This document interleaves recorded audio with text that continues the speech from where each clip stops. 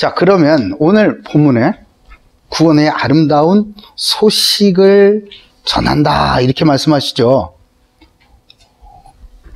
구원의 아름다운 소식을 전할 자로 이제 이사야서를 기록한 그 이사야서를 부르셨다 이렇게 얘기하고 있어요.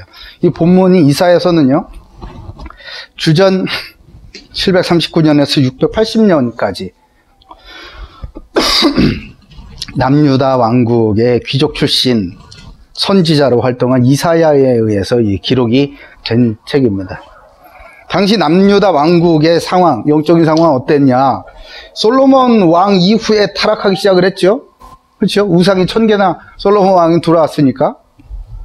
그 이후에 악한 왕 아하스, 더 악한 왕 므낫세 막 줄줄이 세워지면서 우상 숭배하는데 이 유다 백성들은 몰입하게 됩니다. 우상 숭배가 그냥 일상이 된 거예요. 곧 무슨 말이겠어요? 여러 신 중에 여호와 하나님도 하나야. 아시겠습니까? 여러 신 중에 여호와 하나님도 한 신에 불과하다. 이런 분위기였어요. 그러니 그 시대에는 어떻겠습니까? 정치, 경제, 국방, 안보, 문화, 모든 면에서 다 분열되고 혼란스럽고 불안하고 답답하고 침체의 길을 걷지 않았겠느냐 이 말이에요. 그러니까 하나님은 이사야를 선지자로 부르시고 이 타락한 유다 백성들을 향해서 그들의 죄로 인하여서 하나님의 심판이 임하였다, 이 경고의 메시지를 전하게 하신 거예요. 그러나 회개하고 우상숭배에서 돌이키고 비록 죄를 지었다 할지라도 하나님께 돌아가기만 하면 여전히 하나님과 특별한 관계를 맺고 있는 언약의 백성이기 때문에 하나님은 다시 새롭게 해주신다라는 복음의 메시지를 선포하고 있었다는 거예요. 핵심은 뭐예요? 회개하고 하나님께 돌아오기만 하면 된다는 거죠. 그 메시지를 전하는 구원의 아름다운 소식을 전하는 그 사명을 이사야 선지자는 받았다라는 이야기를 하고 있는 겁니다. 이러한 이 배경을 이해를 하시고, 이사야 선지자가 귀족 출신이라고 그랬잖아요. 귀족으로서의 삶을 버리고 그냥 편안하게 살 수 있었다 이 말이죠. 보통 사람들처럼. 그러나 그것을 버리고 타락한 백성들에게 전하기를 원했던 그가 경험하고 확신한 구원의 아름다운 소식이 도대체 뭘까? 오늘 본문에서 우리에게 답을 주고 있는 겁니다. 여러분들이 누리고 있는 구원의 아름다운 소식은 뭡니까? 여러분들 복음을 어떻게 누리고 계세요? 여러분들이 어떤 복음을 전해야겠습니까? 거기에 대한 답을 주시는 거예요. 첫 번째입니다. 성령의 기름 부음이요. 성령의 기름 부음. 1절, 우리 1절에 보시면은 전하게 하려 하심이다까지 있습니다. 거기 앞부분까지만 있습니다. 시작. 주 여호와의 영이 내게 내리셨으니 이는 여호와께서 내게 기름을 부으사 가난한 자에게 아름다운 소식을 전하게 하려 하심이라. 아멘.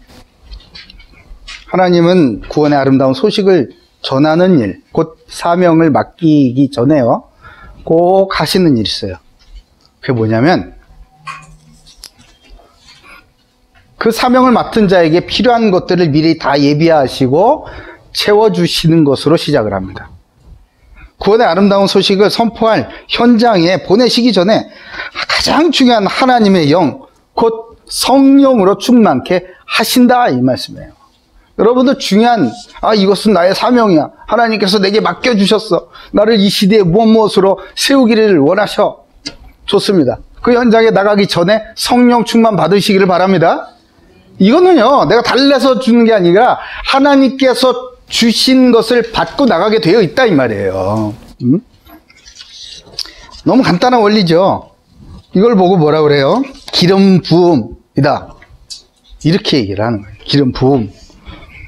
이 기름 부음은요, 하나님께 봉헌된 사람이나 물건에 행해지는 그런 의식이에요, 의식.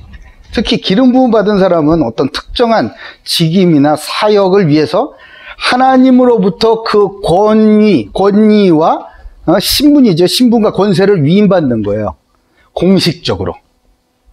그러니까 기름 부음이 없으면 이 사람은 공식이 아니야.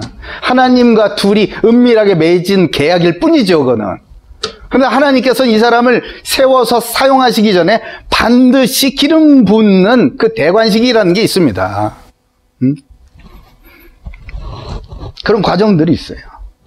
따라서 기름 부음은요, 왕과 제사장과 선지자에게 이루어졌습니다. 이로써 공식화되는 권세가 주어지고 공식적인 활동이 시작이 되는 거예요. 기름 부음 받은 자로서. 우리가 흔히 얘기하는 예수 그리스도, 이거 아시죠? 예수는 성이고 이름은 그리스도인가? 그렇게 알고 있어요, 혹시? 아니죠. 그런 사람 아무도 없는 줄로 믿습니다. 응? 있는 것 같은데? 수상하네. 신방을 좀 해봐야겠는데. 응? 이 예수 그리스도, 예수는요, 자기 백성을 그들의 죄에서 구원할 자. 이게 예수예요, 예수. 응? 이게 이름이에요. 예수는 자기 백성을 그들의 죄에서 구원할 자라는 뜻의 이름입니다. 이름. 응? 제 이름 뭐예요? 박상규. 응? 그런 거예요. 목사는 박상규 목사. 목사는 뭐죠? 저의 직분이잖아. 마찬가지로 예수 그리스도의 예수는 이름이에요. 그 이름의 뜻이 뭐라고? 자기 백성을 그들의 죄에서 구원할 자. 아시겠어요? 마태복음 1장을 얘기하는 거예요. 자, 그러면 그리스도는 뭐지? 그리스도는 기름 부음 받은 자를 헬라어로 그리스도라고 하는 거예요. 그 직분을 얘기하는 겁니다. 직분. 그러니까 예수 그리스도 이렇게 얘기하면요, 자기 백성을 그들의 죄에서 구원할 자인 예수가 그 사명을 감당하기 위한 기름 부음 받은 자로 오셨다. 이게 예수는 그리스도다, 이 말이에요. 아멘? 제대로 믿으셔야 돼. 아시겠죠? 예수님이 그리스도로 오시지 않았으면 우리가 구원 못 받는다니까. 예수님은 기름 부음 받은 자인 참된 제사장, 참된 왕, 참된 선지자로서 오셨어야 하는 이유가 거기에 있는 거예요. 그래서 모든 사람들이 구약에는 메시아라고 그러고, 헬라어로는, 히브리어로는 메시아, 헬라어로는 그리스도 이래가지고 예수님이 그리스도다 이러는 거예요. 그러니 유대인들은 그거 절대 안 믿었지. 예수님이 무슨 메시아냐, 무슨 그리스도냐, 이렇게 안 믿은 거예요. 그러니까 못 박아 죽여버린 거 아니겠어요? 정확하게 아시기 바랍니다. 없는 줄 알았더니 있네. 예수는 성이요, 이름은 그리스도예요. 또 기름 부음은요, 어떤 목적을 성공적으로 수행하기 위해서 하나님의 성령의 능력을 받은 것임을 암시하기도 합니다. 기름 부음 받아, 우리 성령의 기름 부음을 받아야 한다, 뭐 이런 얘기 많이 들어봤죠? 예? 바로 그거예요. 전제가 뭐라고요?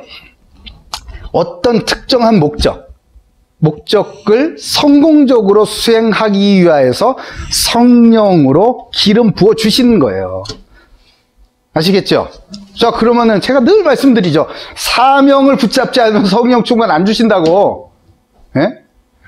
내가 원하는 거를 아무리 열심히 금식을 하면서 기도해봐야 성령 안 오세요. 귀신이 붙지. 예? 이름만 딱 바꾸고 장소만 딱 바꿔봐. 우리 저 개운사로 갑시다. 가가지고 해봐. 똑같은 거 하고 있지.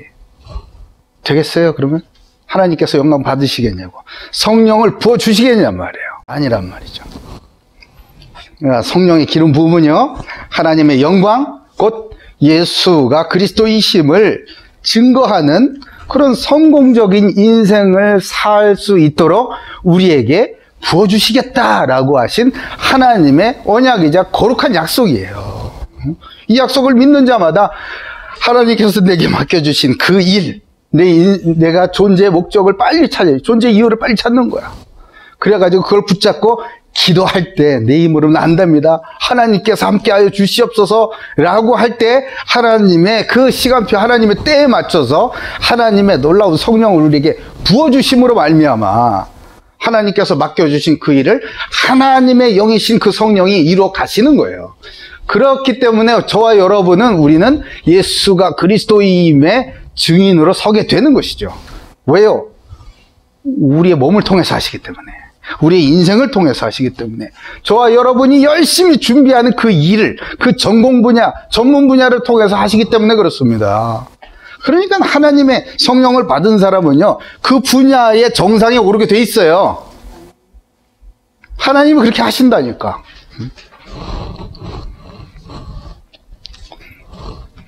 이 성령의 기름 부으면 이 성경에 곳곳에 나타납니다. 창세기서부터 계시록까지 곳곳에 나타나요. 창조할 때는 어떻게 하셨습니까? 창세기 2장 7절에 여호와 하나님이 땅의 흙으로 사람을 지으시고 생기를 그 코에 불어넣으시니 사람이 생명이 되었답니다. 아멘. 흙으로 지으시고 숨을 불어넣어서 성령을 집어넣으셨어요. 그 생명이에요, 생명. 살아있는 영적인 존재다 이거죠. 그래서 어떻게 되었다? 하나님께서 그 생명이 된 그 사람에게 복을 주시잖아요. 복을 그들에게 복을 주셨습니다. 그리고 하나님 그들에게 이르시되 뭐해라? 세육 번성 충만 정복 다스려라 이렇게. 예? 자, 그러면 성령의 충만함을 받아야, 성령의 임재가 있어야 세육 충만 정복 다스림, 이게 되는 거예요. 이거 없이 내 힘으로 하는 게 인본주의라고 그러는 거고, 인본주의의 결과는 바벨탑 아니에요? 다 허물어지고 흩어지고 분열되고 쪼각쪼각 나는 거. 성령의 충만함을 받으시기 바래요. 마른 뼈 역시 에스겔서에 보니까 마른 뼈를 일으키시잖아요. 하나님께서 에스겔 선지자를 불러다가 마른 뼈가 있는 그 골짜기로 갑니다. 가서 야, 이게 일어나겠냐? 기가 막히지. 예? 뼈다귀. 그것도 아주 바짝 말라가지고 건드리면 바스러질 것 같은 그 뼈다귀. 예? 언제 묻혔는지도 모르는 그 뼈다귀. 아무짝에도 쓸모없는 것 같은 뼈다귀.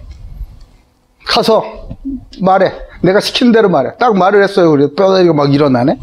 이래가지고 착착착 맞춰주더니 무슨 SF 영화 같지만 착착착 맞춰더니 살이 돋고 막 힘줄이 생기고 쫙 쓴 거예요.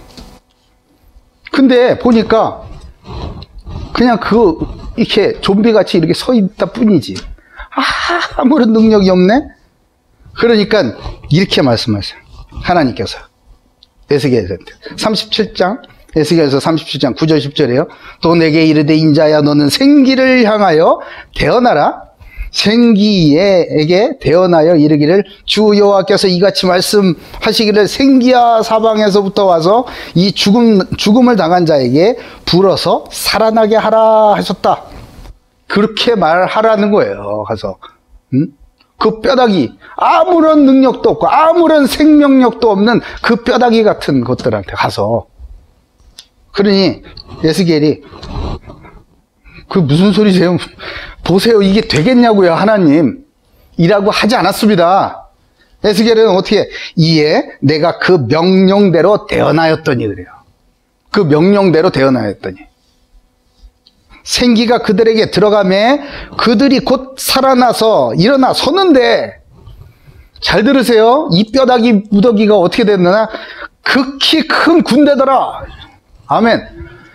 생기가, 성령이 임해버리면요, 지금 내 모습이 마른 뼈다귀 같이 아무것도 아니고 형편없고 능력없고 아무짝에도 쓸모없는 존재 같지만은 큰 군대로 일어날 줄로 믿으시기 바랍니다. 이 하나님께서 우리에게 성령을 주시면서 그 일을 맡기는 거예요. 생기를 불어넣으시고 군대라고 부르시잖아요.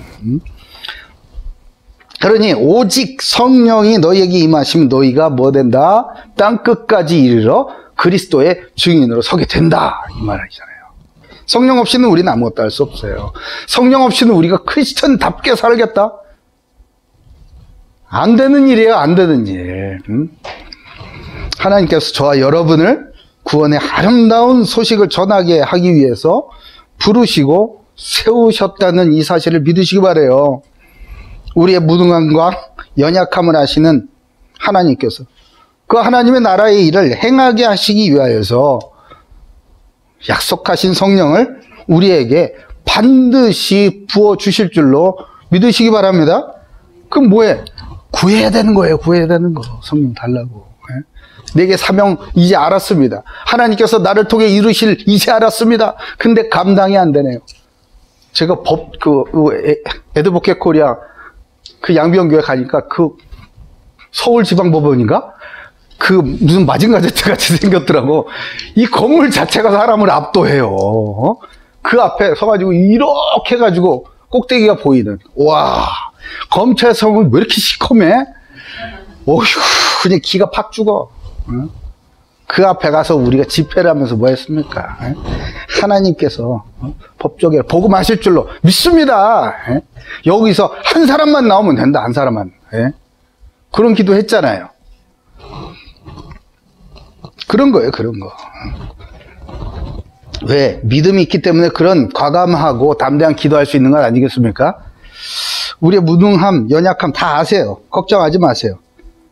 성령이 임하시기 전에요. 우리는 흙에 불과한 거예요. 흙이라고. 예? 우리 땅에 묻으면 뭐돼? 흙이잖아. 예? 근데 하나님께서 성령을 부어주시면 우리가 하나님의 형상이요?